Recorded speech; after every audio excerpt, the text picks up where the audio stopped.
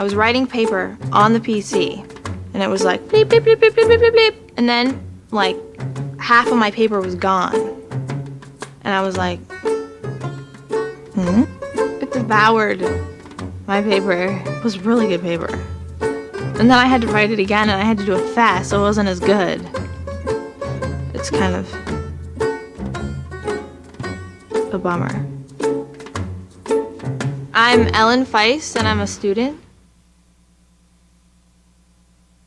Kind of a pain to carry around a whole lot of CDs, so I try and stick all of them inside one case, but that never works because then it puts too much pressure on the little door and always get cracked and split open. You have these heavy textbooks that are banging against them all day, and CDs spill out and they get scratched by all the crumbs in your bag. I love my iPod.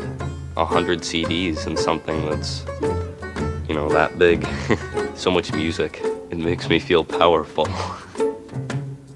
Hamilton Morris. I'm a student. You can make art, send messages, you can write letters, you can do your bills, communicate, play music, watch movies. Apple. All you can do with the parfait is eat it and poop it out. I rest my case. Computer is better than the parfait. And this parfait is good. My name is Will Ferrell, and I'm a porn actor.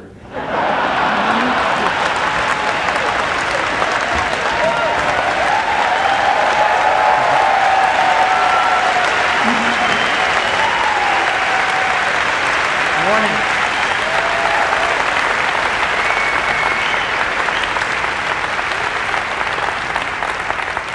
Welcome to Macworld New York. We are really thrilled to be here.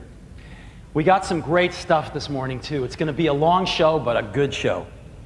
So let me start off with our Switchers campaign, which you just saw some fun ads of. Our research shows us that there are a lot of people that use Windows that want to switch to a Mac, but they're a little concerned about this or that. And we thought, how can we best get them to take the next step? And the best way we thought of was to have people just like them who had switched tell them about the experience and what it was like. And that's what the Switchers campaign is all about. These are real people telling their story.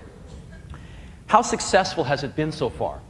Well, the stuff we know, we set up a website, and in a little over a month, since June 10th, we've had 1.7 million unique visitors to that website. And since we can tell whether they come in on a PC or a Mac, I'm pleased to report to you that 60% of those, or about 1 million of them, are running Windows. Another thing we're seeing is we're seeing products start to come out, like this product from a company called Detto, which they're announcing at the show today, called Move to Mac. It's got software that runs on your PC that sucks all the files out, all your preferences and all your files, and helps you burn. Actually, they have a USB cable in the box. You hook it up to your Mac, and you run some software on your Mac, and it takes those files off your PC and puts them all in the appropriate places on the Mac for, I think it's $59. So there's some products like this coming out, too.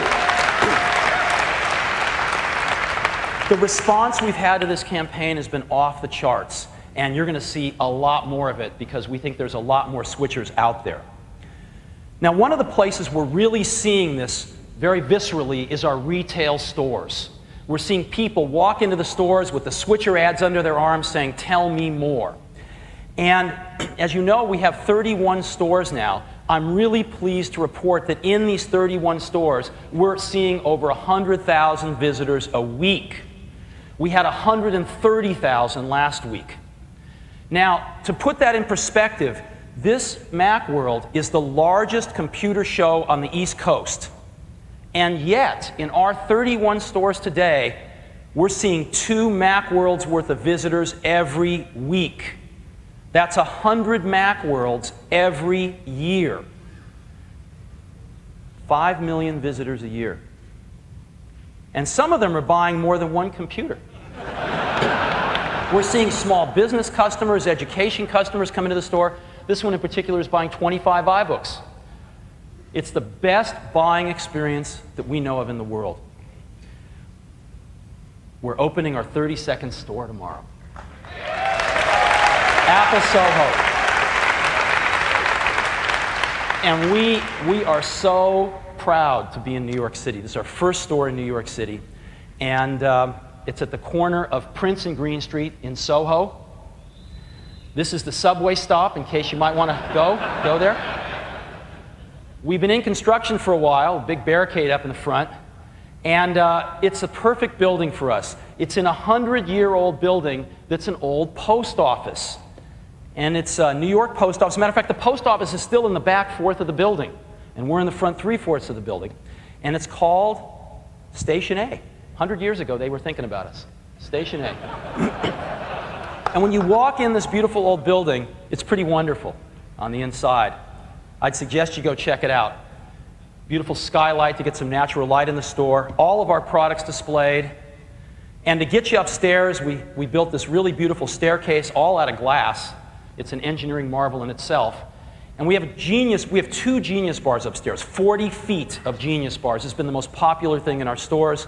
We have more software titles than we've ever had before. And we have the best and biggest kids section we've ever had before. So it's worth going to check out. It opens tomorrow at 8 a.m. If you really want to get in, you might want to get there a little early. Apple Soho. Okay.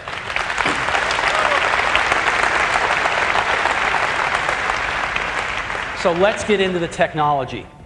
I want to start with Mac OS X. There have been some questions raised about how many people are actually using Mac OS X lately. Well, let's talk about it. How many active users do we have? We got a lot. We've grown from under 500,000 active users a year ago to 2.5 million active users today. And this is a very accurate number. We have several ways to triangulate this, and they all point to 2.5 million active users. But let's add on the next 2 quarters of this year, because we think over the next 2 quarters we're going to double that to 5 million active users by the end of this year. As you know, in January, we switched all the new Macs we ship out of Apple to boot up in Mac OS X. And we just finished some research that answers the question, what percentage of those people who've bought new Macs in the last 6 months are choosing to keep Mac OS X as their boot OS? And the answer across all our product lines, 77% on average. And so we are very confident that we are going to hit 5 million active users by the end of the year. We are right on top of our predictions on these numbers.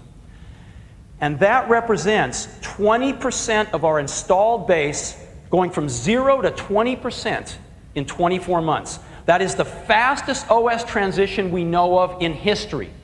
Faster than anything Apple has done, faster than anything Microsoft has done.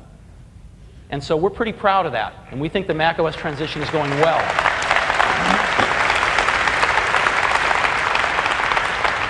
And of course, at this stage, it's being driven by applications. And we're seeing some great news there, too. We've gone from under 500 applications 15 months ago to 3,500 applications today, native in Mac OS X. And there's some new ones, too, being announced at the show. Alias Wavefront is announcing Maya 4.5 here at the show on Mac first. Now, why are they announcing it at Macworld? Why would they announce Maya, a whole new release of Maya, at Macworld? Because Maya on the Mac has gone from 0% of their business when they announced it 9 months ago to 25% of their business today in 9 months. How many software developers would like to grow their software business by 25% in 9 months these days? I think a lot. Another developer, Blizzard, came out with a wonderful product, Warcraft. Warcraft came out about 2 weeks ago simultaneously on Mac OS X and Windows. And this is exactly what we're trying to see with games. And we're starting to really see the game momentum pick up on the Mac OS X operating platform. Adobe introducing a new release of Elements.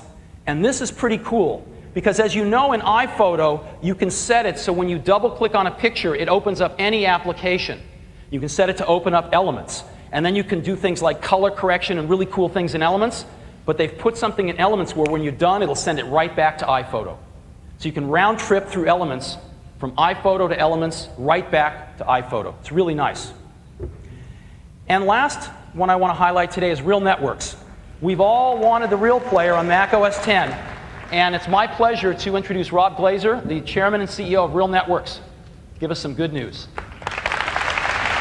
Thanks, Steve. Welcome, Rob. Good to see you, Steve.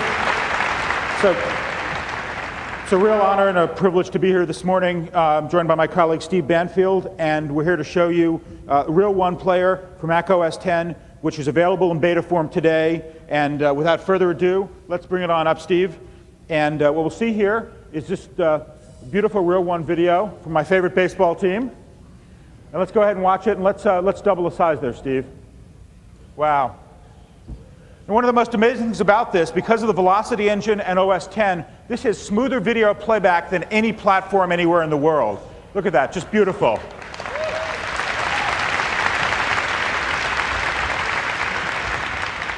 Let the home runs keep going in the background. Basically, what we now have is we have over 285 million players out there, the Real Player and the Real One Player, and now we're thrilled to be adding this to the 2.5 million current OS X users, as well as the millions and millions more that are coming in the weeks and months ahead.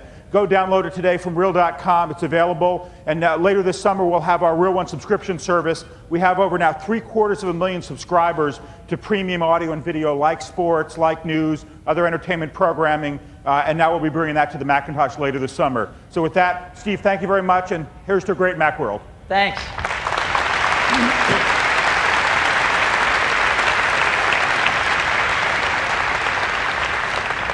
Well, there's a lot of great real content out there on the net, and now we're all going to be able to watch it on Mac OS X. So thanks, Rob. So Mac OS X, 10.1, it's been an incredibly successful release. So what's next? This.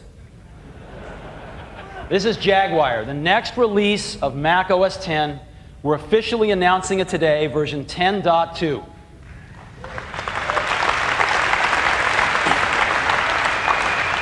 This is what it's going to look like. It's the most beautiful CD we've ever made. Pixar rendered the fur, by the way.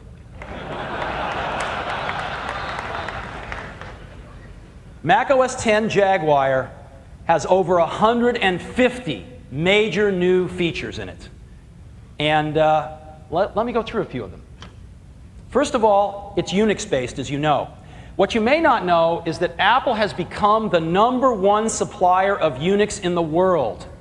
Bigger than Sun, bigger than Linux, bigger than anyone. But we don't want to rest on that. We think we have one of the best versions of Unix out there. Jaguar makes it even better with a whole bunch of cool new Unix things. We're not going to go into them today, but things like FreeBSD 4.4, IPv6, LDAP open directory structures, etc. So we think we've got the best, most advanced version of Unix out there, and we are now #1. We're also doing work for Windows. We have a lot of customers that coexist in mixed environments, and we want to be an even better client on a Windows network, so we've added SMB browsing, Active Directory support, and VPN support if you want to VPN to your Windows networks.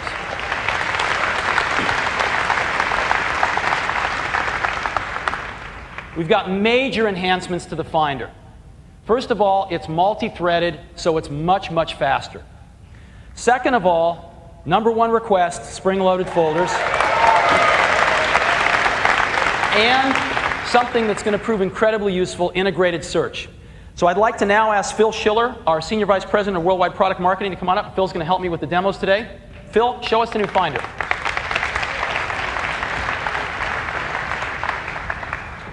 Hey Steve, good morning everyone. I'd like to take just a few moments to show you 3 of the most popular features in the new Finder. Going to make our daily lives so much better using a computer. Well, first, as I can tell by your own applause, the most requested new feature, the Finder, is spring-loaded folders.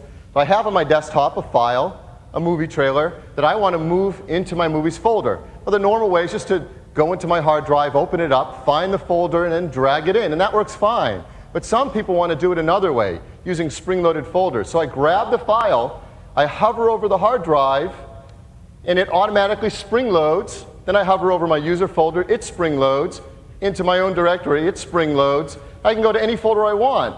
Oh, that's music, I don't want that. Let me back off. Go to movies, spring-loads there, and then I just let go, and it goes exactly where I want and cleans up my desktop. Works just how you want spring-load folders to work.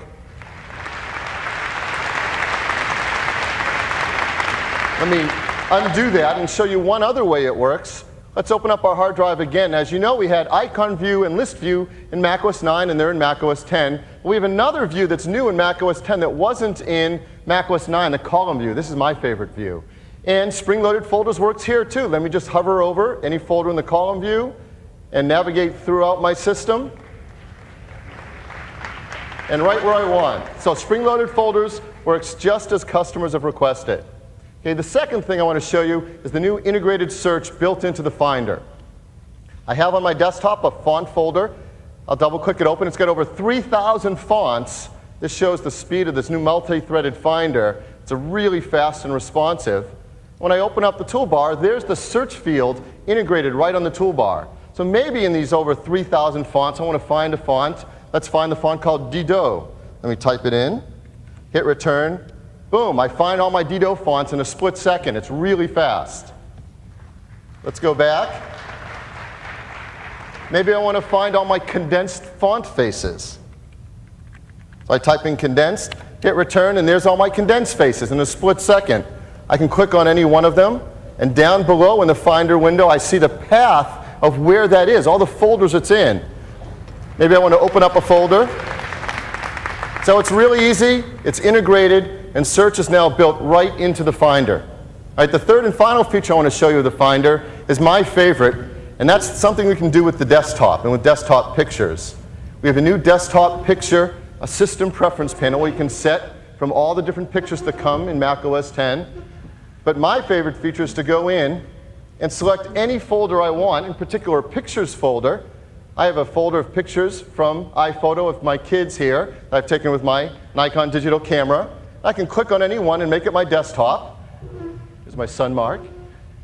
And not only can I set the picture like before, but now I can select it to change at different intervals. Whenever I log in, whenever I wake from sleep, or here we'll do it just every 5 seconds. I'll close that away. So while I'm working, my kids can be with me all day long.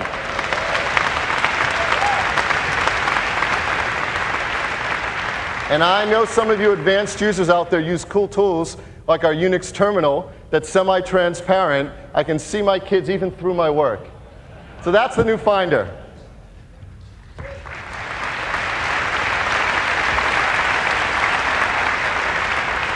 Thanks, Phil. The next thing we've done in Jaguar is to add a lot in universal access so we don't leave anybody behind on Mac OS X. We've added some really cool things using the Quartz graphics of zooming, a screen reader, full keyboard access, and visual notification. We don't have time to go through those things today, but you can see them in the booth right after the keynote. Next up is QuickTime 6. QuickTime 6 is built into Jaguar. Now, we released QuickTime 6 on Monday of this week, right? A day and a half ago, Monday afternoon. In a day and a half, we've had over 1 million downloads of QuickTime 6. QuickTime 6 is the first MPEG-4 solution out there, and the demand looks to be very high. Now, what's this all about, MPEG-4? Well, our industry has benefited enormously by some standards that we all use. TCP/IP in communications, HTML for the internet and the web, MP3 ushered in the digital audio revolution, and MPEG-2, which is the video that's used on every DVD player and on every DVD disc that's bringing us this sensational quality. And these standards are really important. They bind our industry together. The next big one is brought to us by the same people that did MPEG-2 that we use in our DVD players, and it's called MPEG-4. It is the best digital video out there, and the world is jumping on it. We're not going to have these islands of proprietary video anymore. Everybody's going to jump on the MPEG-4 bandwagon, except for Microsoft, probably. But we are jumping on it with both feet. Now, for the video in MPEG-4, they've adopted the best audio in the world, the best audio codec in the world, better than what we've got, better than Windows Media Audio, better than anything, and it's called AAC. It was invented by the folks at Dolby, and it's part of the MPEG-4 standard. And we've embraced both of those in QuickTime 6, and we've added instant on streaming. So Phil, let's see a demo of QuickTime 6, if you will. Thanks, Steve. We have a live stream actually going on the internet right now, if you don't know, where people are watching on QuickTime. So hello in Iceland. There's actually about around 50,000 people that come to the show here. There's just as many people right now watching on the internet in a QuickTime stream, over 50,000. And with that, half are watching using the standard QuickTime we've had to date. And for the first time today, half are also trying out the brand new QuickTime 6 streaming in MPEG-4. This has never been done before in the industry. So a very big event for MPEG-4. So now let me show you off some of these great features of QuickTime 6 using MPEG content. There's both video and audio. I want to do some side-by-side taste tests for you. First, let's look at audio. I'm going to open up an audio file, a music song. And this song is recorded that I've just opened straight off the CD. No extra compression applied. It takes 1.3 megabytes a second to play this. And it's in the AIFF format for those people who know about those things. I'm going to open up the same song again now using that brand new AAC codec that Steve mentioned. And it's recorded at a 10th the data rate. It's a 10th the size. And what I'm going to do is I'm going to play them at the same time and tab back and forth between them. And so you can hear one and then the other at the same time. And you can judge for yourself what they sound like.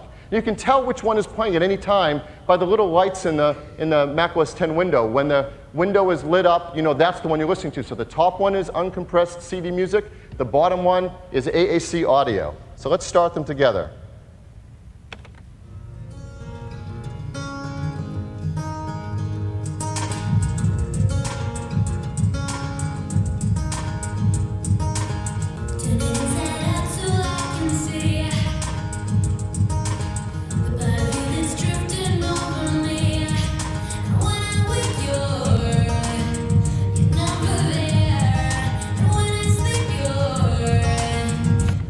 So that's back and forth, AAC and raw uncompressed audio. And I don't know about you, but I can't tell the difference. And this stereo is a lot nicer than what I have in my home.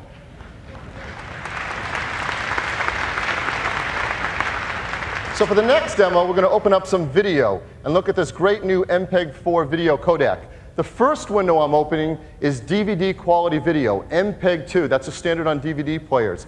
Straight off the DVD format, that takes 6 megabytes a second to play through of bandwidth, 6 megabits per second. And now let me open up a second video clip. This is the same music video encoded with the MPEG-4 codec at a third that data rate, and let's see how they look.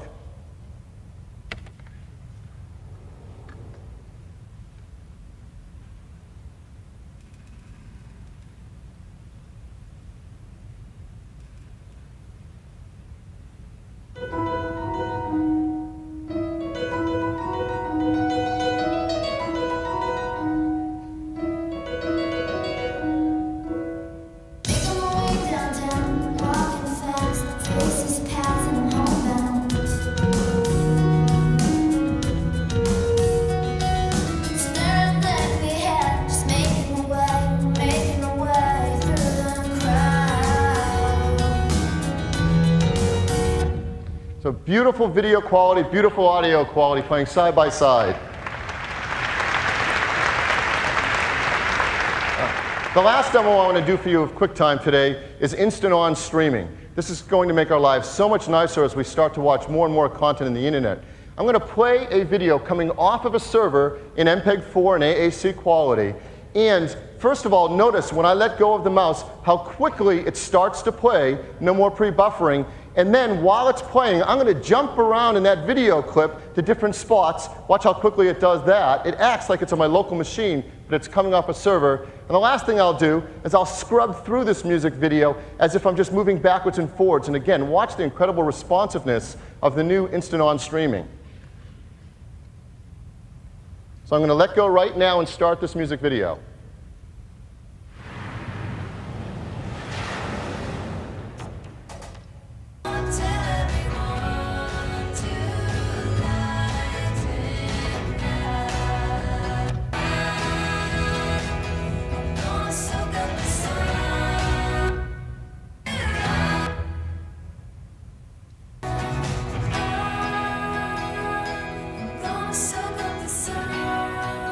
So that's instant on streaming. It works just if it's on my local machine. Thank you. So that's QuickTime 6 in every copy of Sherlock and on the web today. Sherlock. Jaguar. Next up, Sherlock 3. We've completely rewritten Sherlock to evolve Sherlock's channels into internet services. Now, what are internet services? We're hearing a lot about this. Normally, our interface to the internet is a browser. We go onto the internet with a browser and we click and click and click and click and try to get what we want. And yet, on the other end of that internet is a server. And if we wrote more intelligent clients, we could get what we wanted in a much more intelligent way. And so most of the work on internet services is business-to-business stuff. It's pretty highfalutin. But we thought, you know, what about internet services for the rest of us? We can do some really great stuff to help people with the things they do every day.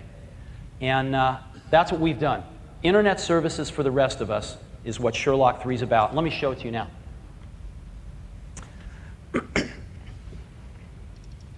So this is Sherlock 3, and it's got a bunch of channels, and we'll be adding even more in the future. So as we go to Sherlock 3, let me just show you a few of these. In stocks, as an example, I go to stocks, and I see Apple stock right here, 0% change. I can add some new stocks. Let's say Pixar. I might want to follow that one. And Microsoft here. And what's going on? Market hasn't opened up. I was panicked. But the beauty of this thing is this will track my stocks, and every 30 seconds go out and update the prices so that I don't have to go to a web browser and hit refresh to see the prices. It will also grab all the news here.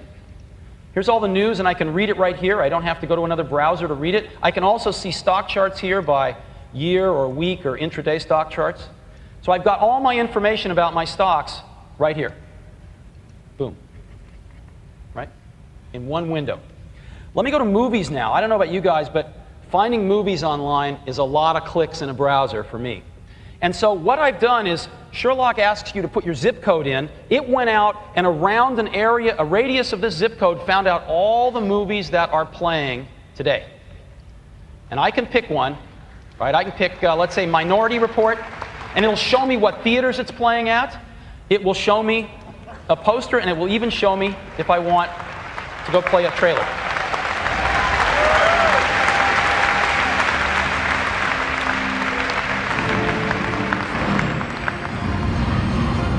So you get the idea. If I pick a theater, it will even give me, you know, of course, the address and the destination of that theater. I can pick a movie time. I can even go buy tickets if I want to that show.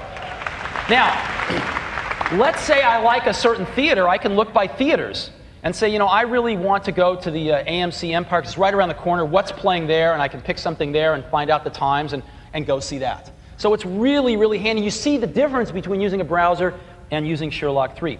If I'm an eBay junkie, I can go onto eBay and search for anything I want. I'm going to search for the Yankees right here, and I'm going to set a minimum price of $500 just to look at the nice stuff. And I'll go search on eBay. And here's everything on eBay that's by the Yankees. And some of the stuff has pictures, and some of it doesn't. And it shows me everything that's on eBay. I can track auctions as well. And here's some I'm tracking right now, and it'll keep updating this very frequently, so I never have to, again, go and hit refresh, or go back and check these by hand. Here's some $22,000 and $44,000 items from the Yankees. Okay, now I've also got pictures up here. Let me go find some pictures, since we're on baseball, of Joe DiMaggio. And again, it goes out on the internet and finds pictures of all sorts of things, and most of them have something to do with what you asked for. Here's an example. You just click on it, you can go to the internet site, launch a browser, and get some larger versions of these things. You know, some beautiful pictures of Joe DiMaggio. Really cool stuff.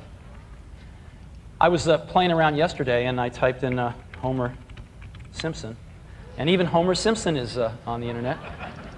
You know, there he is, right there. There was a great one here, too. Where was it? There was this one, which was kind of fun. But the best one was this one. There we go. So, but maybe the coolest channel of all is Yellow Pages. With Yellow Pages, again, I've got my zip code in here, and after the keynote, I'd like to go get some sushi. So I type in sushi, and what it's done is it's found every sushi restaurant sorted by distance nearby here, and here's all the sushi restaurants, and if I click on one, here's the directions to it, and here is a map. And so I can just click on through and find out where I want to go for sushi after the keynote. Pretty cool, huh? So this is Sherlock 3. Internet services for the rest of us, we think it's going to be really, really popular. Next is Inkwell. Inkwell is a really cool technology. As you know, Apple brought handwriting recognition to devices with the Newton a long time ago. That group is still at Apple and doing great work. And we've now taken probably what is the best handwriting recognition in the industry and integrated it right into the text system itself. Not into any particular app, but into the foundation of the operating system. And so you can write in any application without training. And we haven't got time to demo this today, but again, you can go see it in the booth. It's pretty cool. So that's Inkwell. Next up is a technology that I think is going to really change things, called Rendezvous. Rendezvous is a technology that will allow us to automatically discover other devices over any IP-based network with zero configuration. And these devices can be other computers, they can be peripherals, they can be devices we haven't even thought of yet. Automatically discover them over any IP network, and that includes 802.11-based airport networks. Any 802.11 network, any Ethernet, any IP-based network, literally with zero configuration, nothing to set up. And so I'd like to just give you a demo of where this technology is going. Phil, you want to help me? We're going to use iTunes for this demo.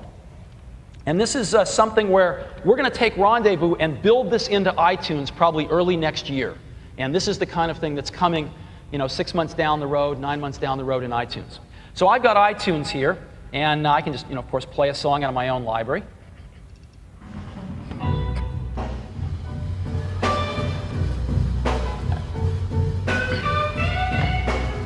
But let's say we have more than one computer in the house. And I want to access playlists on that other computer. Right? Wouldn't that be cool if we could share our music? Everybody with a computer in the house, we could all share the music together without carrying CDs back and forth, without changing files over hard drives and stuff like that. But I don't know how to set all that up. I don't know how to make that happen. I don't know what file sharing is. How do we make this happen? So, Brother Phil walks in with his PowerBook, and all he does is open his PowerBook and wake it up from sleep. These two computers are going to find each other automatically, and his playlist, his library has just been added to mine. Here's his library here, and I can just play any song I want to.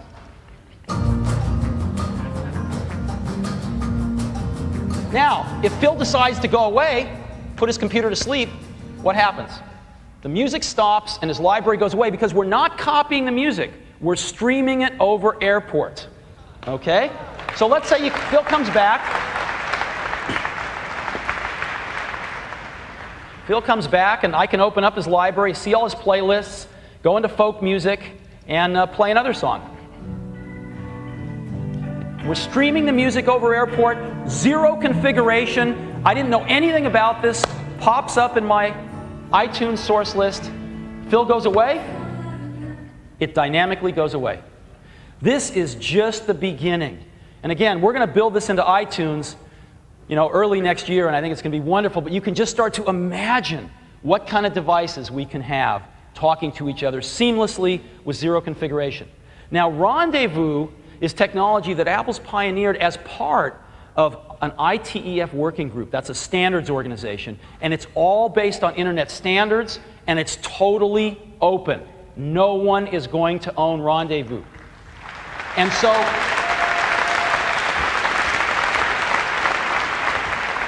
we think this is going to be a pretty big deal, to automatically discover other devices over any IP network with zero configuration. Now, what's another class of devices that you might like to discover over a network and not have to configure? Well, how many people have ever configured a network printer? Oh, it's a bear. And I am really pleased to announce today that Epson, Hewlett-Packard, and Lexmark have all adopted Rendezvous and are going to be building it in to their network printers.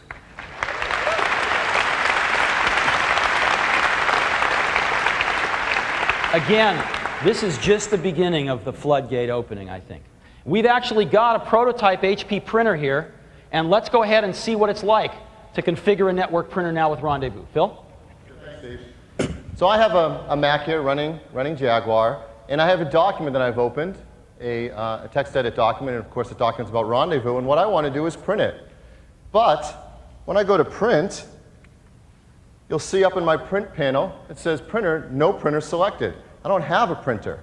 Now, as Steve mentioned, I've got a brand new HP printer right next to it here that understands Rendezvous. It's sitting on, but it's not on the network. And this isn't a USB printer that I'm going to have locally connected, because we do that beautifully. Plug in a USB printer, it just finds itself in print. But this is networked. And as Steve mentioned, if you've ever done this before, you have to set your network settings, your IP settings on your computer. Then you have to set your IP settings on the printer. You have to put it on the network. You have to go back to the computer and now configure it to find the IP settings on the printer. Most consumers don't even know what an IP network is or an IP setting. So now, with Rendezvous, I have the Ethernet network here, and I'm going to plug the printer onto the network. And the printer, as I said, is on, but it's going to take a few seconds to recognize, hey, I just joined a network. And it's going to go out, and the computer's sitting here saying, I'm looking for a printer, hello, anyone out there? And the printer has now talked to the computer and said, I'm a printer. Yep. I'm out on the network. I'm called an HP LaserJet 2000 or 2200. Here's what it not only says, here I am, here's my IP address, it also says, here's how you connect to me, and here's what I can do. It's self-discovery. So of course, what do we want to do? We want to click print. As I click print, Print Center now launches, starts to run. It's talking to the LaserJet, and it's printing. I've always said I'd never do a printer demo on stage. It's like watching paint dry, but this is more exciting because it's Rendezvous. And the paper's now coming out of the printer. And as promised, printing without any configuration. That's Rendezvous. Thanks, Phil. So, Epson, HP, and Lexmark are all going to build this into their network printers, and we're not going to have to configure network printers ever again. So Rendezvous, we think it's going to be amazing technology. Next up in Jaguar, mail. We've dramatically improved mail. We've added all mailbox searching, our #1 feature request, so you can search every mailbox at once. Sophisticated rules, and much better ways to handle multiple email accounts seamlessly. But the coolest thing we've added is what we call junk mail. All of us are getting deluged with junk mail, and it's a major problem, and no one has come up with a solution for it. We think we might have.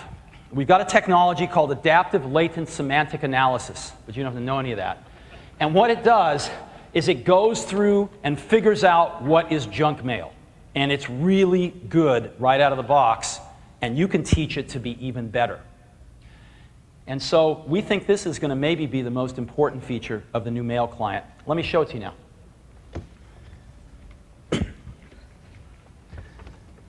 We launch mail here. Whoops. All righty, let me go to my backup system here.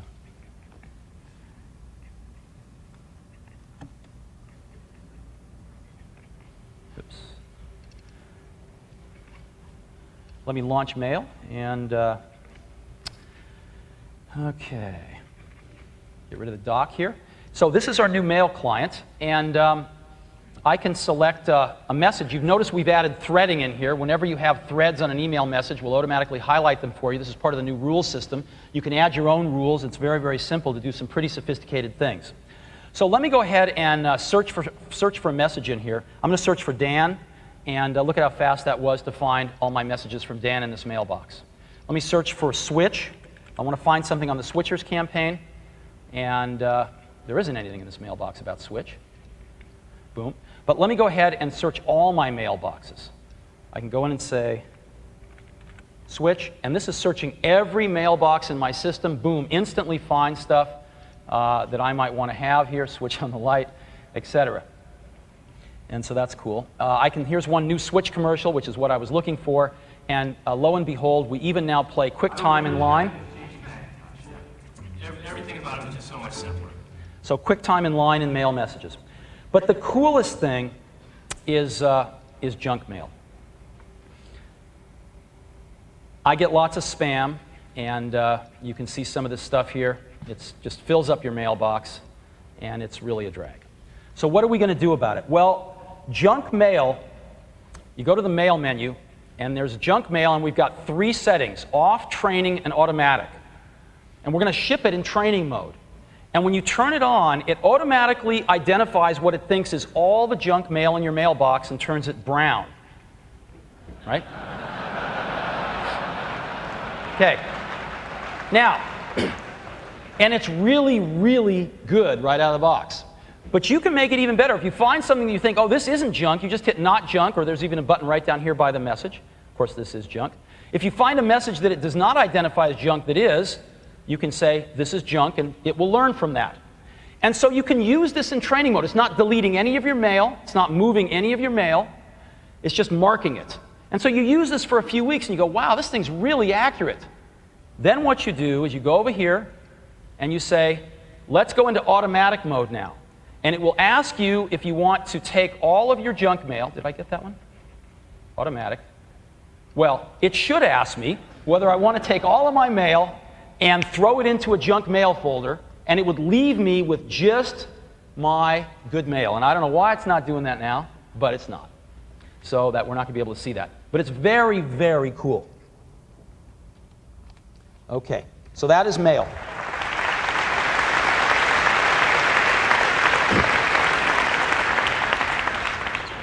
We think the coolest feature is going to be junk mail. It's super easy to use, and I think when you use it, you're going to be blown away. We are inside Apple at how well this works. So that's mail. Next is address book. As you may know, the address book we shipped in prior versions of Mac OS X was not great. We've done something really, really great here. A lot of apps have their own databases for information about people. And what we've done is unified that into a system-wide database for people. One place where all that information can go, and it can be used by any application. Totally open APIs for our developers. And there's a wonderful app for you to make this stuff really easy, and let me show that to you now.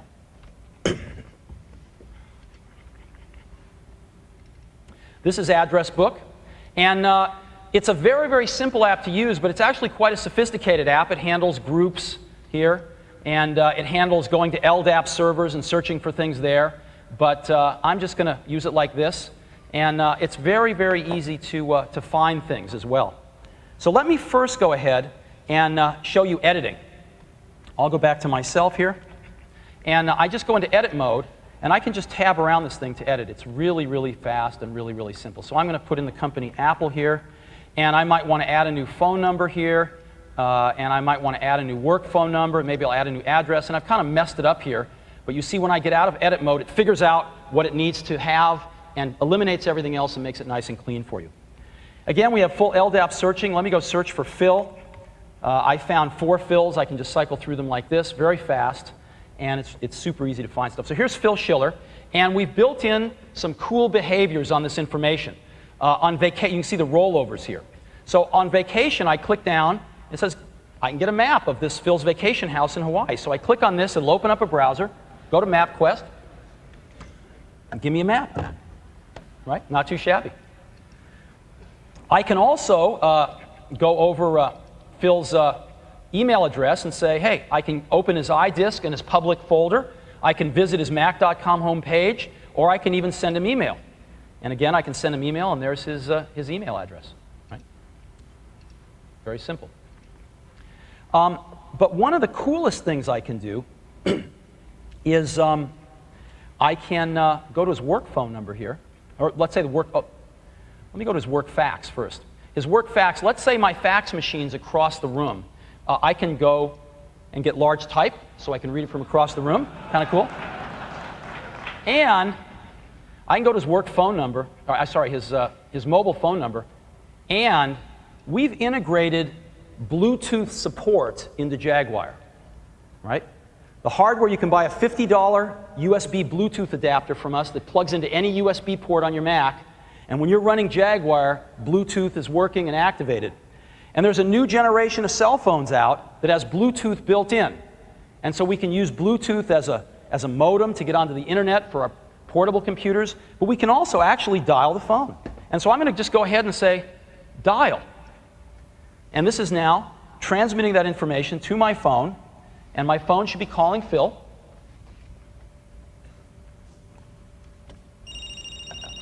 And there he is. Who could it be? Howdy. Hi, Steve.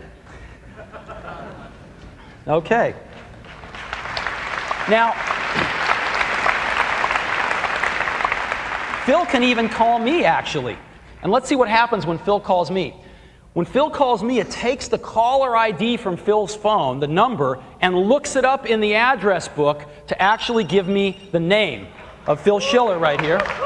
And I can send him to, I can answer, I can send it to voicemail, or I could send an SMS reply and say, I'm busy right now. Send it, boom, we're done. So, pretty cool. That is address book.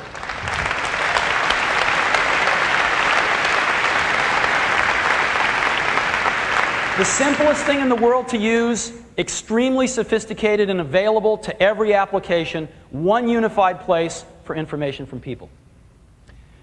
And next up is iChat.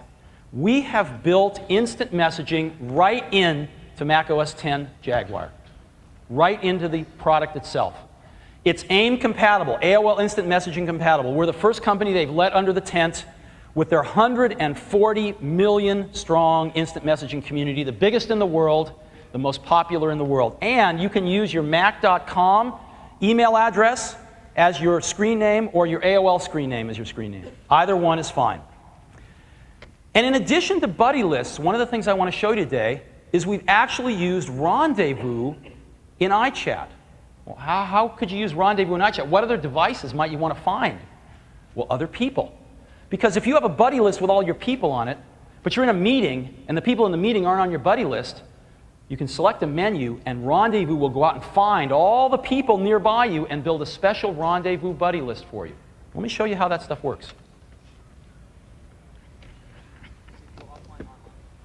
Yep. Okay.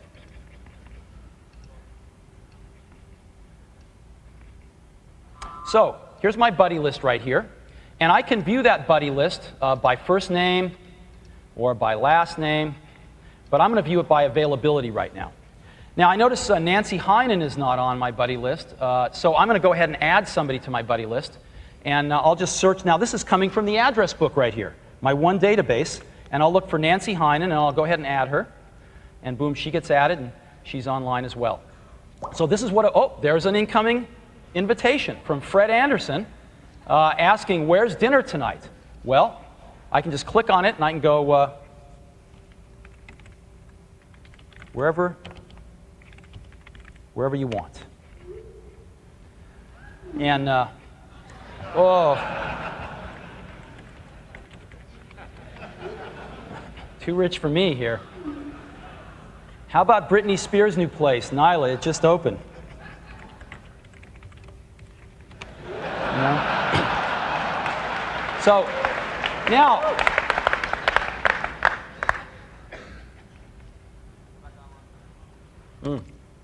we're having some troubles here. Okay. Now, Fred can actually send me a message, which is kind of cool, if we're still online here. Okay, here he is with another chat. How about Tribeca Grill, Robert De Niro's place, and it's good. Here's the menu. Oh, we're going offline. Well, what I'm going to do is I'm going to hit, he can actually send me a URL in a message, and I just click on it, and I'll go to the browser and get them. He sent me the menu for the Tribeca Grill, and so I can see what it's like here. And I'm a veggie, so I can see if there's veggie stuff here. Very, very simple, right? Now, I can also send him some stuff too. I'm going to go back online here. And let's say that I want to send I want to send him a map. How do we get to Tribeca? Oh, no, actually, it's Phil that wants to join us. Are you going to dinner? Yeah, you want to join us? Yeah, I didn't get a message. Well, I'll send you a map. So I go to address book here, and I know I've got Tribeca Grill in my address book. T-R-I-B. Tribeca Grill here. And I can go to their address, and I can go find a map of this. Get rid of the ad. And so I've got a MapQuest map. Now, how do I send this to Phil? He's not in my buddy list. Sorry about that. But he's not in my buddy list. So what do? I go up here and I build a rendezvous buddy list. Now, he's over there on a PowerBook with Airport, and it's already picked him up. So I've got Phil in my rendezvous buddy list. Anybody around that's running Airport or on the local net that I'm on will show up. And how do I do a file transfer to Phil? With iChat, all I do is drag a file over off of MapQuest onto Phil, and boom, it is transferring that file to Phil. It's that simple. Now, what's it look like? What's it look like on the receiving end? Here, let's go here afterwards. Phil sent a message to me, and all right, where? Okay, great. Incoming file from Phil, and I just save it. It'll put it on the desktop for me. Double click, and this is how simple file transfer is with iChat. It's really, really simple. Okay, so there we go. That is iChat. And we think it is the best instant messaging experience now in the world. So, Rendezvous, a whole new mail client, iChat, whole new address book, handwriting recognition built in, QuickTime 6 built in, much better universal access, a whole new, not a whole new Finder, a dramatically enhanced Finder, whole new Sherlock 3, and Rendezvous, an extraordinarily exciting technology. The first three have to do with communicating with people. The middle three are base technologies built into the operating system, accessible by any application. And the last three are about finding things, files, information on the internet, and other devices automatically. And all of this stuff is built into Mac OS X Jaguar. Mac OS X Jaguar is going to cost $129. That's less than $1 for every major feature in it. And it is going to be on the shelves early.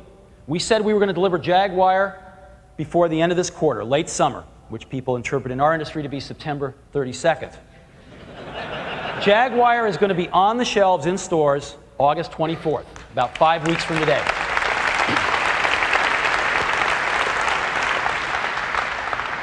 We are early, which is a rare thing in software, and it's really good. This is what the box looks like.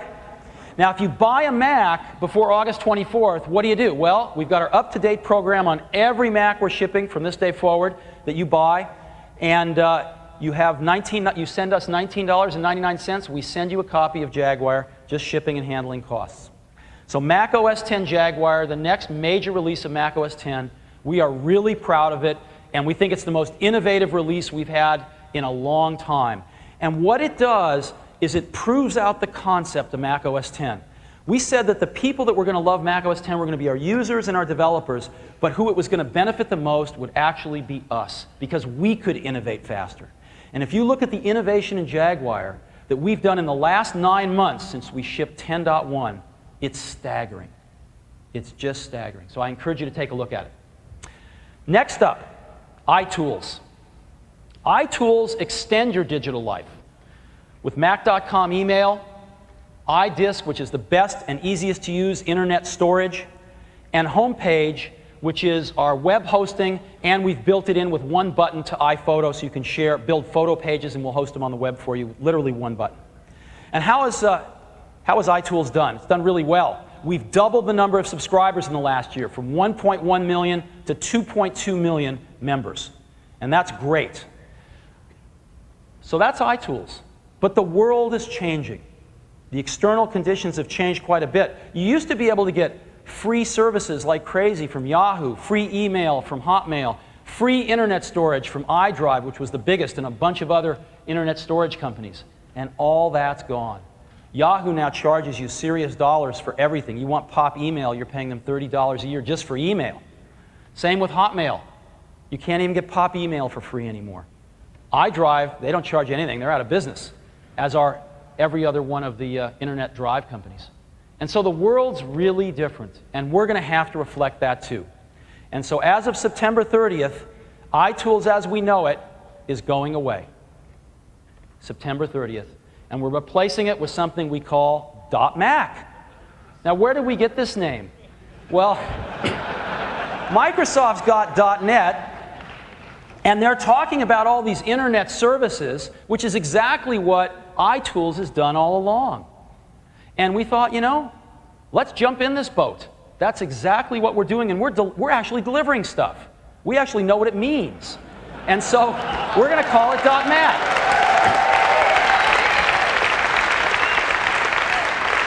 So here's what we're starting off with for .Mac, and as you're going to see, we're going to add more and more to it over time.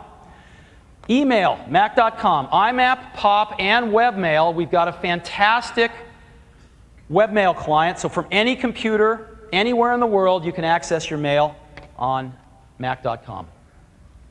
Next up is iDisk. We're going to take it from 25 megabytes to 100 megabytes. We've also made it really fast. It's really fast on everything, but it's extremely fast on Jaguar. And we've added password protection, so you can have folders that only people you want to let in can get in. Obviously, we're keeping our web hosting and our one-button iPhoto photo page hosting. We're adding backup software. We've written some really good backup software which goes out and suggests to you all the things you might want to back up and lets you back them up on your iDisk, on a CD, or on a DVD. And even though Macs have a few orders of magnitude less viruses than PCs, we're adding some antivirus software from McAfee, checks for over 60,000 viruses, and is updated on an ongoing basis. And so all these things constitute the first .Mac release. And if you went out to buy these things, they'd be over $200. We are providing them in one box, one product, for $99 annual membership. And for all of the iTools subscribers, as of last night, got a special offer for the first year of $49. And we're going to continue adding to this for the same price, and I think you're going to really, really like what we're doing over time. So this is available today. You can go to our website and sign up.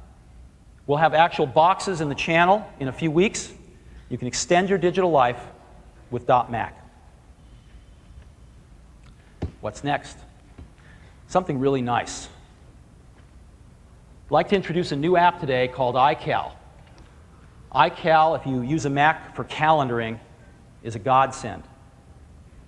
Now, we have created, I think, the best calendar I've ever seen on a computer. And we started off with the premise that modern life fills multiple calendars. You can't put your life on one calendar anymore. And to schedule your life, you've got to see all the calendars that make up your life. And so iCal says, okay, you've got a work calendar, you've got a personal calendar, you've got a kid's calendar, I've got a Macworld calendar.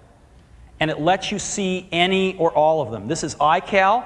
It's a single window app, just like iTunes and iMovie and iPhoto. Very easy to use. And you can go click and say, I want to see my work calendar, and there it is. But I can say, well, let's take a look at my personal calendar. And I can see the overlaps there. See the two conflicts right there? I can just see them, plain as day. Let's see what my kids are doing. And let's take a look at the Macworld calendar, too. Because these are the calendars that make up my life. Now, iCal is the first calendar program created post-internet era. So we thought, why not be able to share calendars over the internet? What if we could do that? Well, we can. We've adopted a publish and subscribe model with automatic updating when the source makes changes.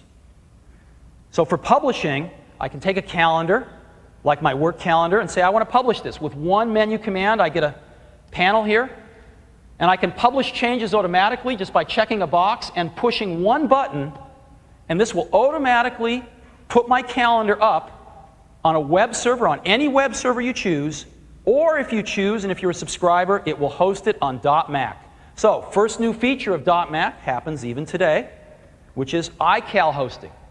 We will host your calendars for you on .Mac. So with one button, you can post your calendar.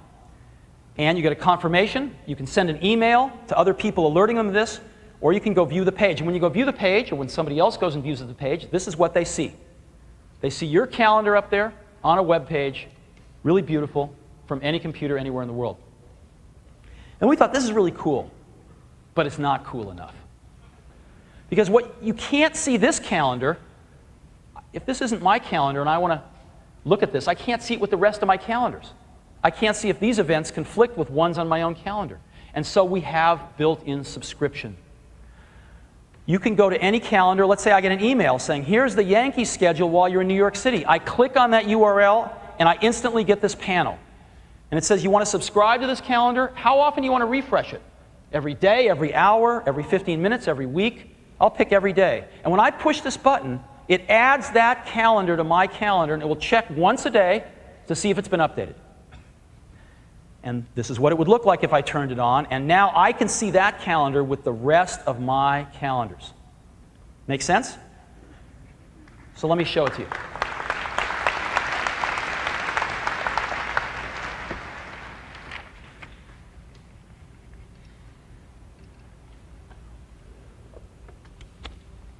So this is iCal right here. Got my work calendar up. It's very easy to add events here. I could just drag out an event here. I could say that I want to take that event and I want to make it an event that happens weekly on Monday, Wednesday, and Friday, and just schedule it like that or delete it. I can move things around very easily, change the times, move the days, whatever I want to do. Very, very simple. And I can add my personal calendar here. And you notice I've got some overlaps here. And I can just decide which calendar is on top. And I can just resolve the overlaps like that. Or I can just live with them and deal with them like we do every day. I can add the kids, and again, the Macworld calendar. I can search on anything and find any event super fast with these calendars. But let me go ahead and show you what it's like to publish a calendar. Let's just take this calendar here, and all I do is go up into the calendar menu and I say publish, and I get this menu. I want to publish my calendar. I want to publish changes automatically, so every time I make a change, it'll update what's on the web server. I'm going to publish on .Mac, and all I do is push one button here, and boom, my calendar's been published. And I can send an email to colleagues or friends, or I could visit that page right now with a browser. And this is that calendar page on the browser. And I can look at it by day, right here, if I want to just look at one day, or week, or month, right? Anything I want, right off a web page from any computer in the world. So that's my calendar published. But now, what if I want to subscribe to a calendar? Well, I've got my life going on here, and let me go into email, and somebody sends me an email about summer school. And I'm going to have to go search for it. And here's summer school schedule.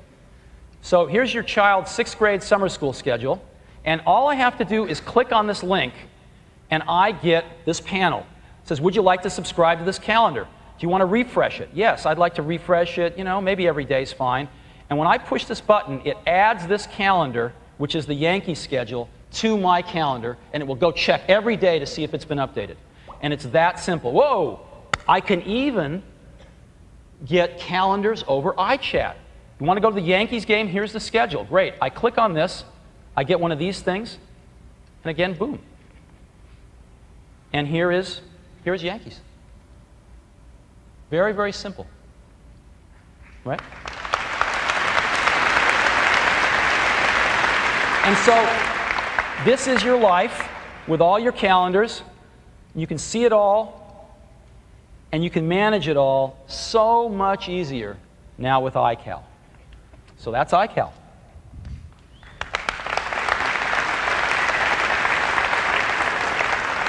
Modern life requires multiple calendars. You've got to have a way to see them all if you're going to manage your life. And that's what iCal's about. Sharing calendars over the internet with one button publish, one button subscribe, letting you add calendars. You can keep things as simple as you want or as complicated as you want. iCal runs on Mac OS X Jaguar. We're going to be shipping it this September. It's going to be a free download at apple.com, so check it out. And that's iCal.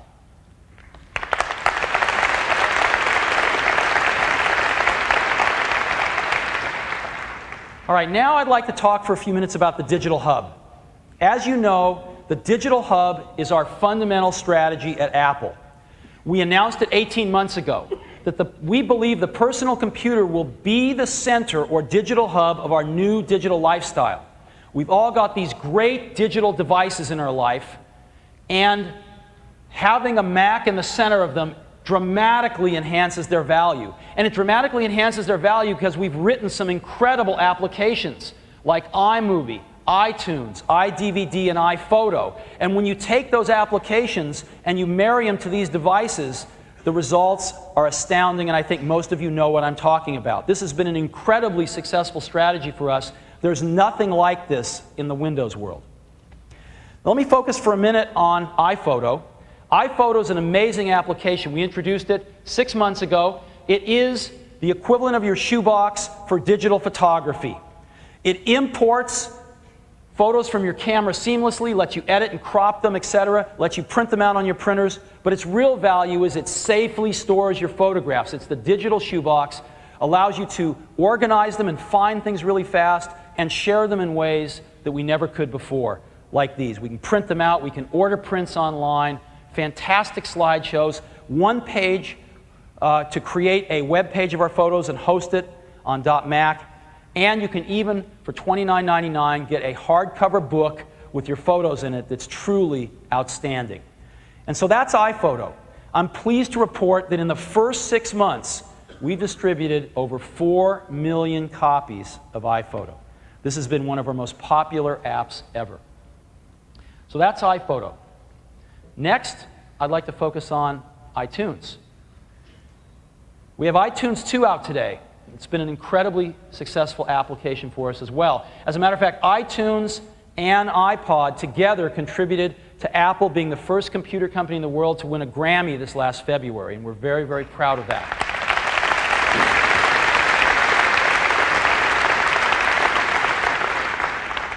iTunes 2, since it was announced 18 months ago, we've distributed over 14 million copies. Really popular. So what's next? Well, iTunes 3. Today we are launching the next major revision of iTunes called iTunes 3. What's new about it? It's got some great new features.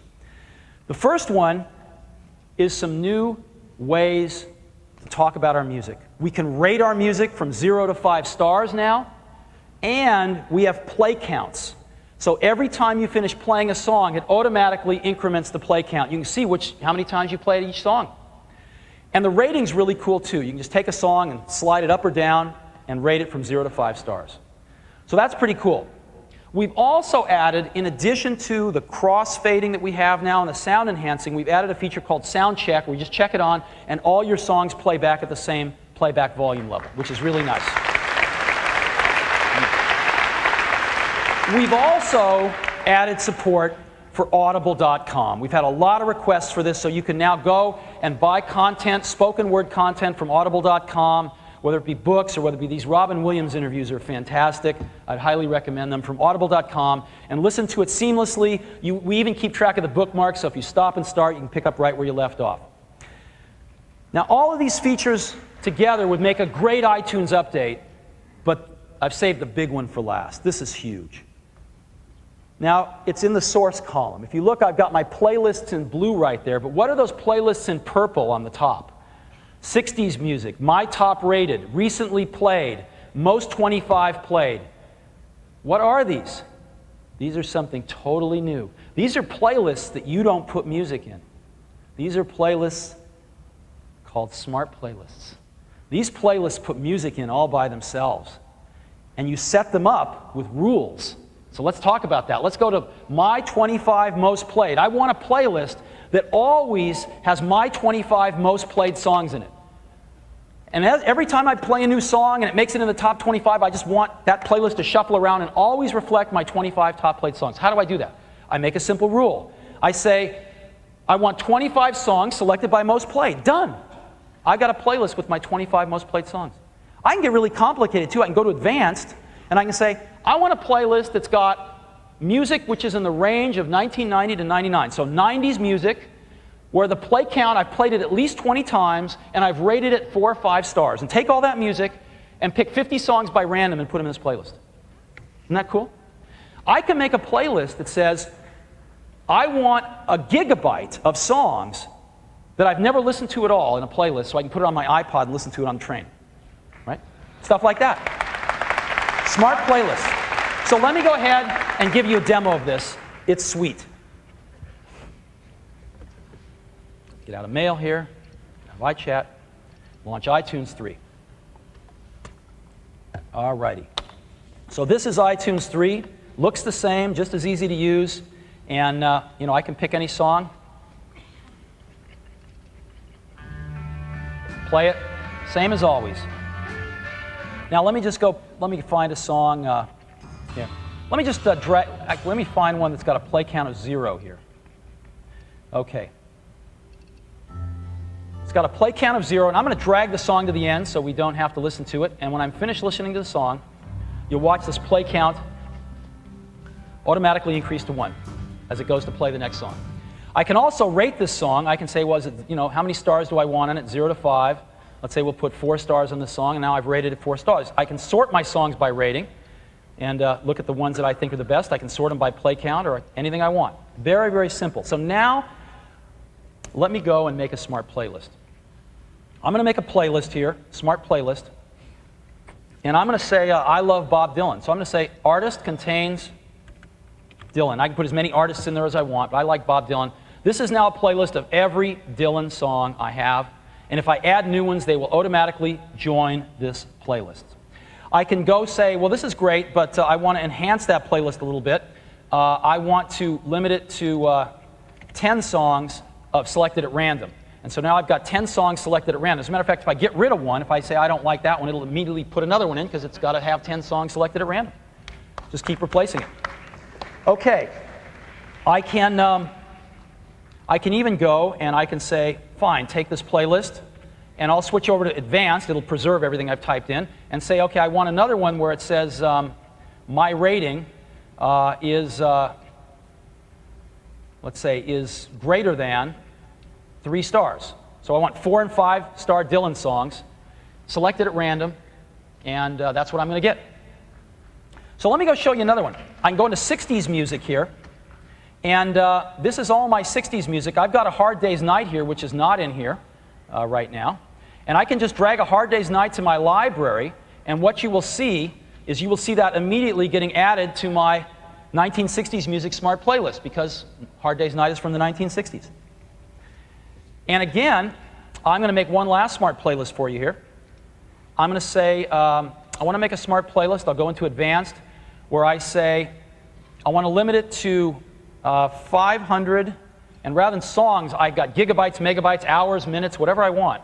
500 megabytes of songs where my, actually I've got to do this in advance. I am in advance, sorry. 500 megabytes of songs where, no, got to do it up here, I'm afraid. Play count is 0 and 500 megabytes selected at random. And this will give me 500 megabyte playlist with songs I have never listened to, and I'm going to listen to those on my iPod. Boom. There it is. That's how easy it is to create smart playlists. It's very, very simple. And that is a preview of iTunes 3.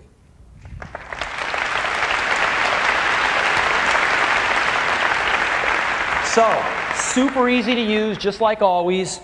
You can rate your songs. You have automatic play counts. There's a whole bunch of other new fields as well.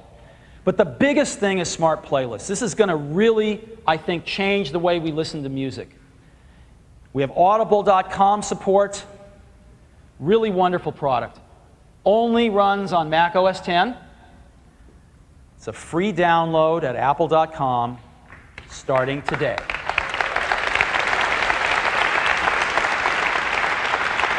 So that's iTunes 3. Now, what would iTunes be without iPod? So let's talk about iPod. iPod has been a giant hit for us. And we're going to make it even better today.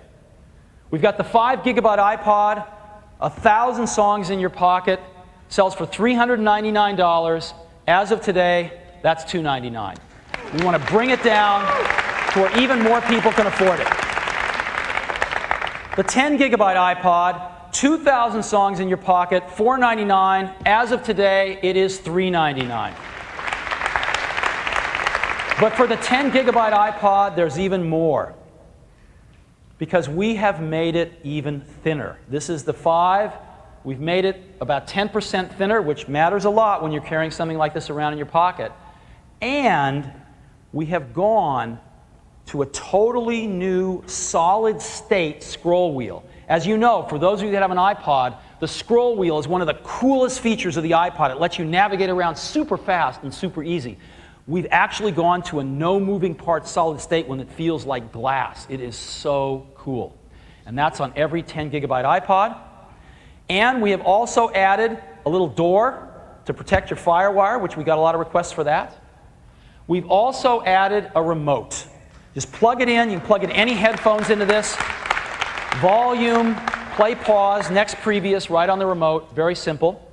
And we're also adding a case. We've got a lot of requests for this too. So a case with a belt clip. You just drop your iPod in it, and with the remote, it's really, really nice. And all this comes bundled with the new 10 gigabyte iPod. But we didn't stop there, because today we're introducing a 20 gigabyte iPod.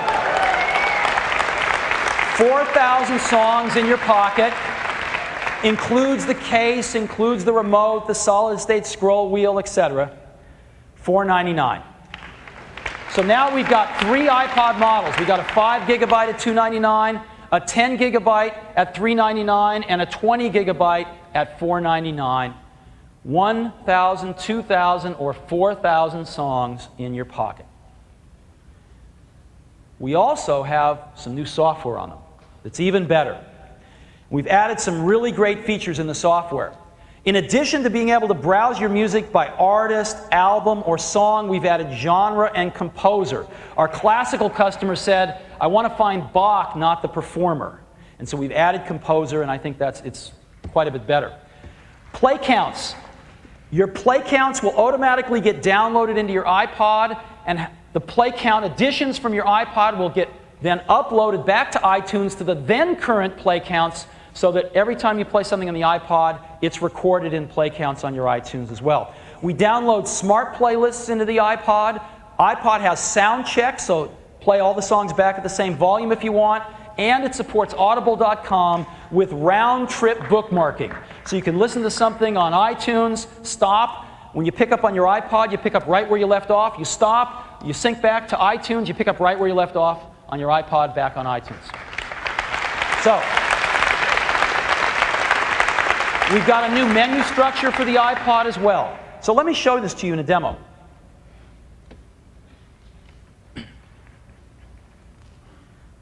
This is our iPod here, and of course, we have playlists just like always. So we can go look at our music by playlists. But we have this new menu called Browse. And this is how you can browse your music. You can browse it by artist. You get a list of all your artists here. You can browse it by album. You get a list of all your albums here. You can browse it by songs, of course, alphabetical list of songs. But the 2 new ones are genres. So we've got all the different genres of music that you can browse your music by, including spoken word here. And composers. So you can browse them by composers, whatever you'd like. Go into a composer, pick a song, etc.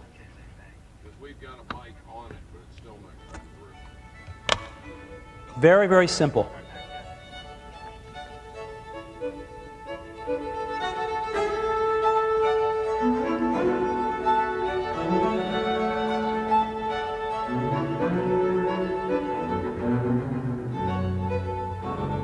So, that's Browse.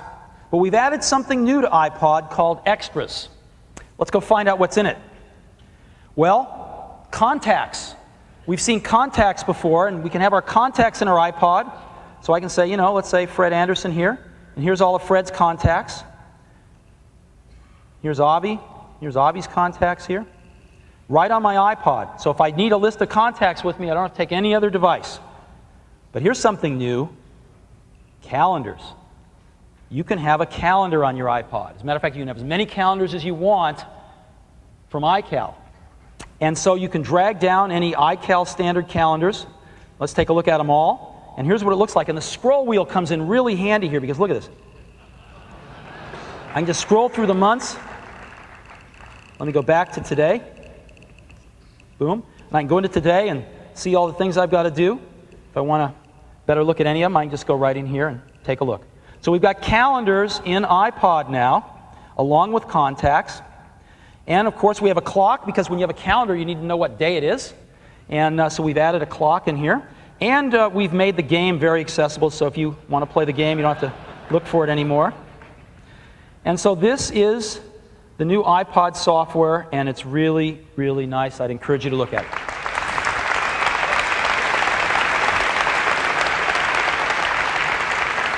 Genres, composers, contacts, calendars. We've got 3 iPods starting now at $2.99. These will be in the stores in early August. Boxes look like this. And in addition to this, we are going to sell the accessories for existing iPod owners for $39 each. So if you want to buy a case or you want to buy a pair of headphones and the remote, $39, you can pick them up. So the new iPod, 3 different models. But there's one more little thing. Charles Haddad of Business Week recently speculated, what if the iPod did work with PCs? Could it become a Trojan horse that steals inside Fortress Windows and wins over die-hard PC fans? In other words, could it show them how good it could really be? And we think yes. And so today we are introducing iPods for Windows. And we partnered with one of the most popular music players on Windows, Music Match, to do it. And we've worked with them and made the iPod so it will auto-sync with their Music Match software. And yes, it's not iTunes, but it's better than anything on the Windows side. So we have auto-syncing. We're going to sell the same 3 models at the same prices for Windows. We even include a 6-pin to 4-pin FireWire connector for Windows machines, because that's what they have. These Windows models will be in the stores in late August, because we want to take care of the Mac customers first. And this is the new iPod line.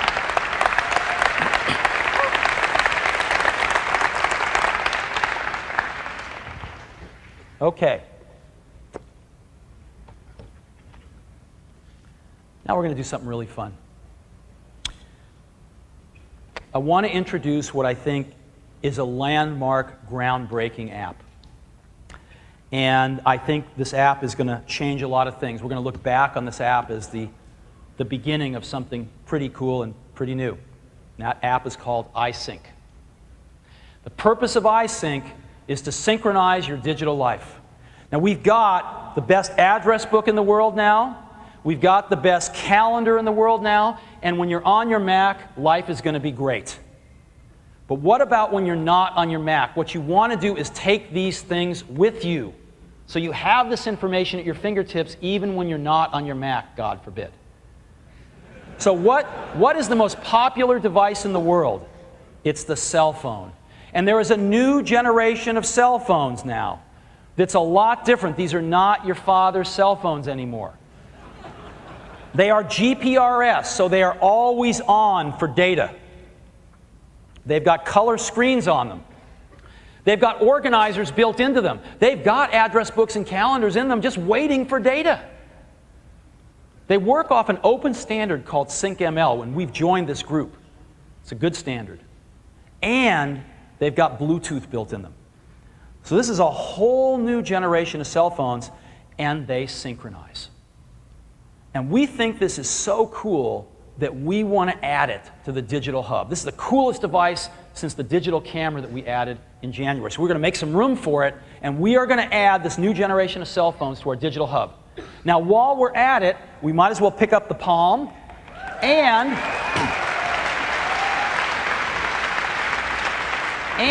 you saw calendars and contacts on the iPod. Wouldn't it be cool if they auto-synced every time you plugged in your iPod the same way your music does? So let's add the iPod here too. We got 3 devices now that we want to sync calendars and address books to. But the most popular of these, of course, is the phone. And some people go, well, I don't get it. Why do I want to sync my phone with my computer? Well, because you get to enter data on a big display and a full-size keyboard. If you ever try to enter 100 numbers into this tiny little phone, you go crazy. This way you get to do it like you enter most of your data. But even more so, have you ever lost a phone? Oh, you've just lost your life. All your contacts are on that thing. You are toast. Well, if you lose your phone this way, you don't lose your life because all your data is safely on your computer and you've still got it. And the third thing is we go buy a new phone. Rather than taking hours to enter in the data, you just sync it up and you load the data in seconds. So these are 3 of the many reasons why you want to sync your phone with your computer.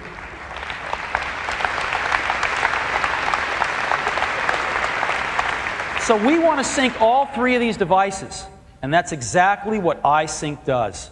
This is iSync, and what it does is it shows you all the devices that are connected. FireWire for the iPod, USB for the Palm, wireless Bluetooth for your cell phones, whatever, however they're connected, they show up. And you can examine each one. You can set iPod, I want to synchronize all contacts. You can just choose certain groups, synchronize all calendars, and automatically synchronize whenever it's connected. Boom, that's how you set it up. The phone, same thing. Which contacts, which calendars, and some of the memories in the phones aren't that big. You can decide how far in the future you want your calendar to go. Boom. And then when you want to sync, you can sync all of them, any one individually, or all of them together. Just by pushing one button, boom, they're all syncing. Takes less than a minute, and they're synced. And it's really, really cool, and I'd like to show you now.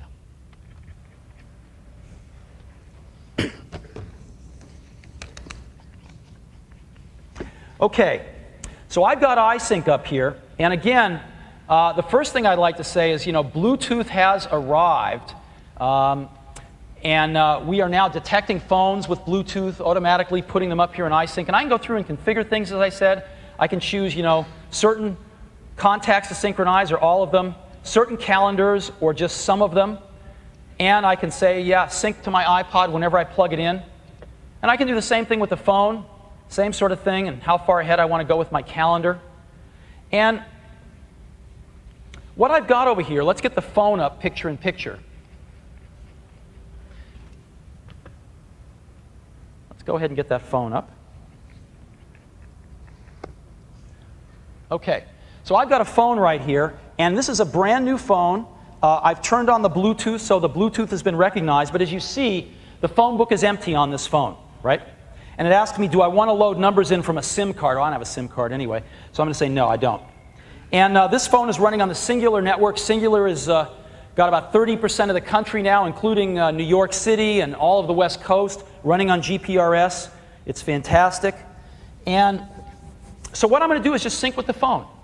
And I'm going to put all of my contacts for my address book into the phone. So all I do, what do? I just push this button.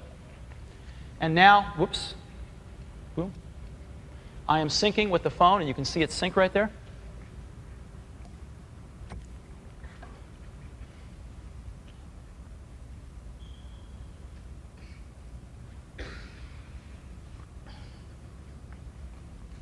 Transferring my whole address book over. Calendars.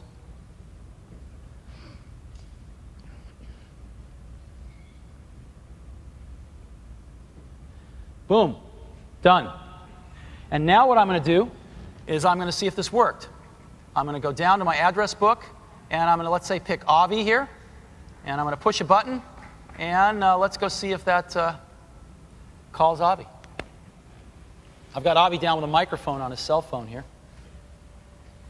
Hopefully it's going to ring. Is that your beep? Well, that's Avi's beep. He's a little strange, but... Great. So, this is iSync, and we think it's the beginning of something very, very big. What we call it is Mac to mobile, right? You want to get your Mac seamlessly syncing bidirectionally with all of your mobile devices, and that's what we're doing. And again, this is the beginning of something really big with a new era of cell phones. And we think the cell phone joining the digital hub, syncing with the Mac, is going to be something really, really good. One of the companies that's in the vanguard of these new phones is Sony Ericsson. It was formed by a joint venture between Sony and Ericsson, and they're coming on very, very strong.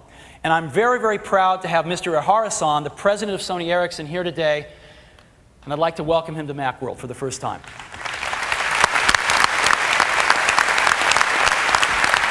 Thank you.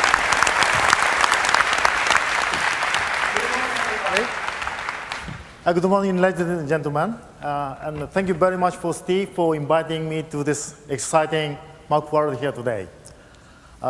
You remember that when we first talked about the Apple's extending its digital hub strategy to include mobile phones, I was immediately convinced that this is wonderful opportunities. It is wonderful for me to see the best mobile phone seamlessly connecting to the applications on the Macintosh. Today, I believe Apple can proudly say it is a leader in easy-to-use connectivity between the personal computer and mobile phones. Our products complement each other extremely well. It is also great to have Singular, one of my biggest customers, backing this with a new high-speed network. The first Sony Ericsson branded product, T68i, is one of the most powerful mobile phones in the market today. In addition to the application you have just seen in the demo Steve made, with its color screen and the camera attachment, it was the first world complete GSM solutions for taking and sending photos, pictures, instantly to anywhere, anybody in the world. The top priority of Sony Ericsson and Apple is to make sure our products work together as smoothly as possible with minimum setup and very easy-to-use applications. Both companies understand the open technology standards are essential to make this happen. We are delighted that Apple has adopted the Bluetooth and the SyncML standards. Sony Ericsson is leading the development of both technologies and has introduced several products supporting them. Today, many more manufacturers across a whole range of industries are releasing Bluetooth products. In the PC industry, Apple has once again taken the lead by embedding Bluetooth support in its operating system. As you can see, I am very much excited about the cooperation between Apple, Sony Ericsson, and Singular. Today, we have reached an important milestone.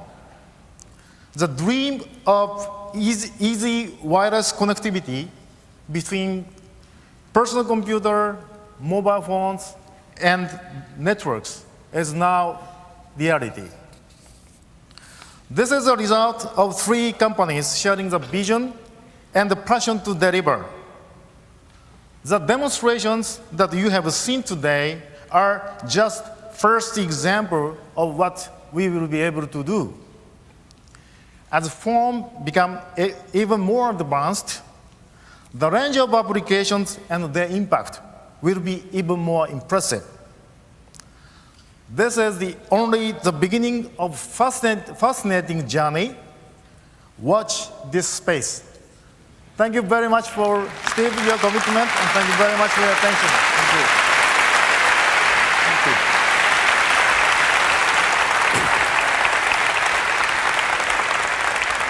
You know, a year from now, every phone is going to have these capabilities, but Sony Ericsson really is in the lead right now, and they make some great stuff. And Ihara-san is right. We're working so well with them, and we're just at the beginning. We want to do things like be able to sync up certain iPhoto albums with your phone so that you have your pictures on your phone that you want, et cetera, et cetera. It's just the beginning, and it's very, very exciting. The third part of this equation, though, beyond the Mac and the phone, is the network. And the networks are being retooled for GPRS. And a company that's in the lead is Singular Wireless. And I'm very happy to invite Stephen Carter, the CEO of Singular Wireless, up on stage at his first Macworld to say a few words. Thanks, Steve. Well, I guess that it's somewhat inevitable that a wireless company that believes in the power of self-expression should one day come across a company that thinks different. And certainly, thank you, Steve, for the opportunity to get here today. We are on the dawn of a new era, I think, in wireless. Not your father's wireless phone's a great expression, I think. I'm going to maybe plagiarize that a little bit in the future. But it really is where we are today. Wireless is not about voice anymore exclusively. And why is that? Well, one of the key things is the networks are changing. We're investing billions of dollars in a new network that's going to provide increasingly fast, always-on data capability. In fact, by next year, the GPRS will be enhanced again to something called Edge, which in theory can produce 470 kilobytes per second, and actual working conditions easily 150. So we've got networks that are changing. We've got devices like this fantastic phone from Sony Ericsson, the T68, the color screen, the icons, the incredible functionality in it. So two things going for us. But there's a third thing, and I call it the who gives a damn factor. And the who gives a damn factor is applications. And at Singular, we've been running a developer program now for a couple of years, I guess. And the number of developers coming in, working on applications, it's increased steadily. We have now nearly 5,000 developers enrolled. But when Steve called and talked about this particular application, we really got excited. We really started to think in terms of everybody's looking for the killer app. No one's found the killer app yet. I'm not sure if this is the killer app, but it comes a darn sight closer than many that we've seen before. And so we're very, very excited about this. The other thing we got very excited about was that phrase, open standards. Because I think we're in a position now where wireline, wireless, computing, it's all coming together, and it should come together. But to enable that, we have to have open standards, and we applaud Apple and Sony Ericsson for embracing that concept. So as we look out now, there are so many applications that Bluetooth and the other technologies can enable. We're very excited about it. We think the synchronization of the address book, the calendar, etc., is just one of the keys to allowing people to change their lives in a mobile sense. And at the end of the day, I think what really is going to make all of this sell is the ability of all of these companies to make the complex simple. Something that we tried to do at Singular, I know is at the heart of your philosophy. And looking at the way that Sony Ericsson's now developing their user interfaces is definitely top of their minds. So again, I thank you for the opportunity to be here today. Thank you all, and buy lots of GPRS phones. Thanks very much.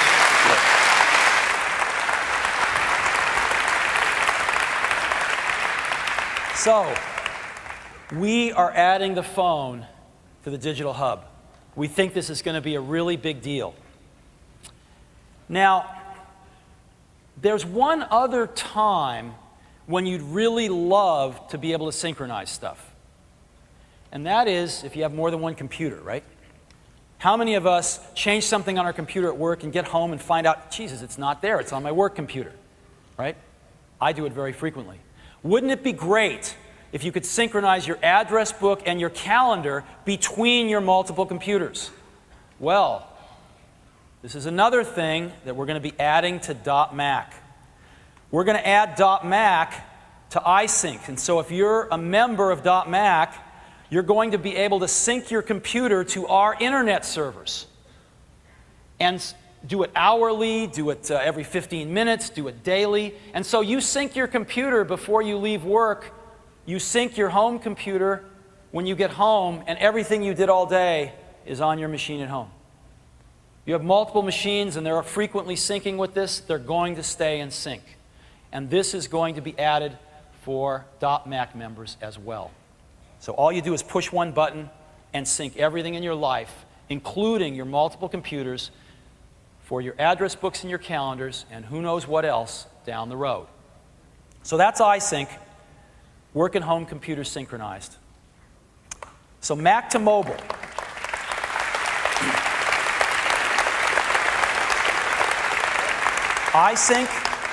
iSync runs on top of Jaguar. It's going to be available in September. It is going to be a free download at apple.com, and I hope all of you have a chance to try it out. So, Digital Hub. We've added the phone, we've added the Palm. Got a great story here, and the thing that really makes this story great, of course, is the applications that we've written behind this. These are all written at Apple. And there's some amazing applications like iTunes 3, blow away. You've got to try this. iPhoto, best digital photography app in the world. iMovie, best consumer video editing application in the world. iDVD, the finest way to make DVDs in the world. iSync, a totally breakthrough application that is going to open a whole new door of applications for us. And then applications like iCal, the best calendar that we've ever seen on a personal computer.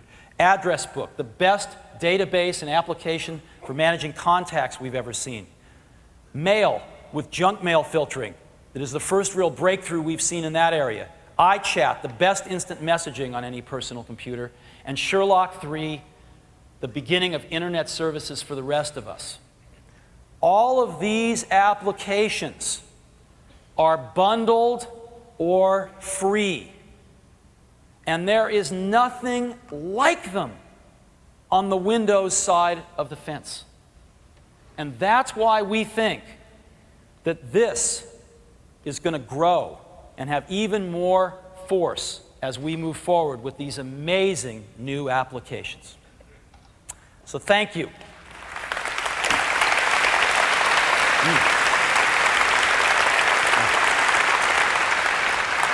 But there was, wait a minute, there is one more thing I forgot about. That's the iMac. I wanted to talk about the iMac for just a minute. The iMac has been really great for us. I think customers just love them.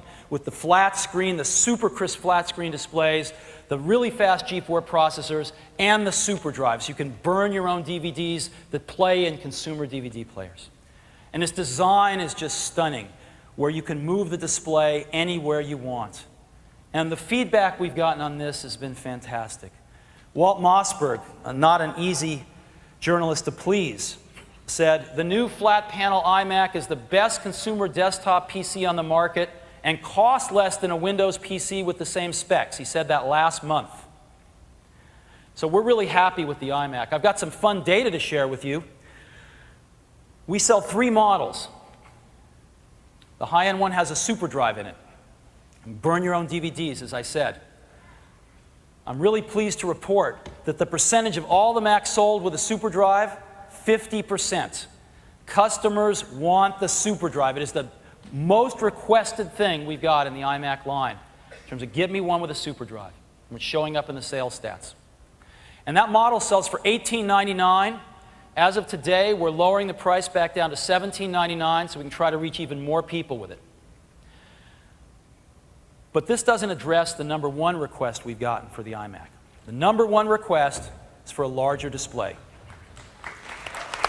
And the iMac's got a fantastic 15-inch display, but today we are introducing a model with a 17-inch landscape display. Let's go ahead and take a look at it.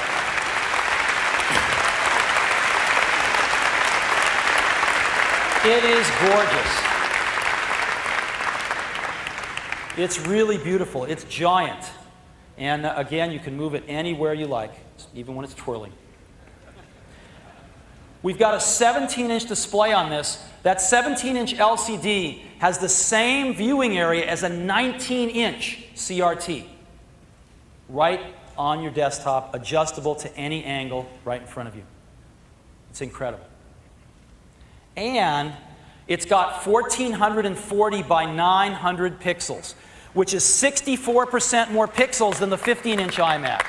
Now, keep in mind that a cinema display is only 1600 by 1024. This is most of a cinema display right here on this iMac, adjustable at any angle.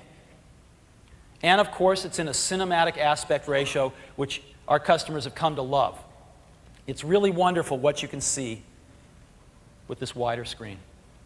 We've also increased the graphics to NVIDIA GeForce 4. So it's got really fast graphics on it.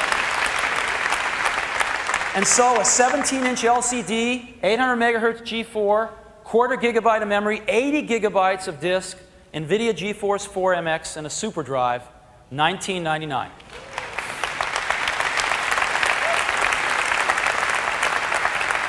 We will have these in the store 2 weeks from now.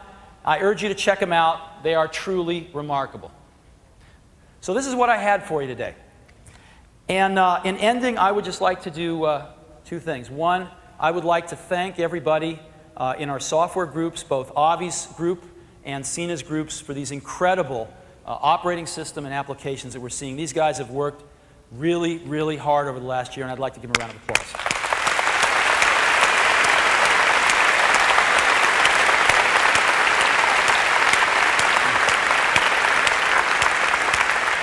And secondly, I'd like to thank all the folks in John Rubenstein's hardware group, Tim Cook's operations group for the new hardware, the new iPods, and the new iMacs you're seeing here today. Again, they've been working around the clock too, so thank you guys.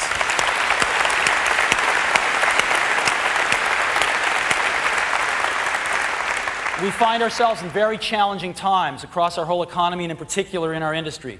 Our competitors are laying off thousands of people, and there is certainly cause for despair if you believe that the personal computer basically is something to do spreadsheets and word processors on and is an HTML terminal to the internet. And if that's all you think it is, then there is cause for despair. But that's not what we think. We think different. We believe that the personal computer is undergoing a rapid evolution to be the center of our digital lives. And we have never been more excited about this stuff. And we are investing, and we are going to innovate our way through this downturn, like the products you've seen here today and more coming. And when this thing turns around, we're going to be in a great place. So we're going to invest our way through this because we see the brightest future ever for the personal computer lies ahead. Thank you very much.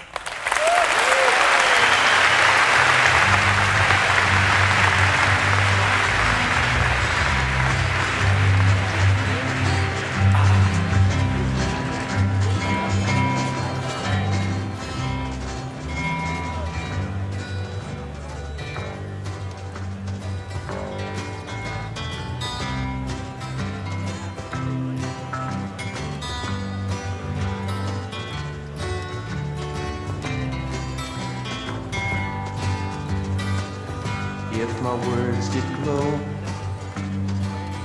with the gold of sunshine, and my tunes were played on the harp of the strum, would you hear my voice come through the music? Would you hold it near as it were your own? It's a hand-me-down. The thoughts are broken.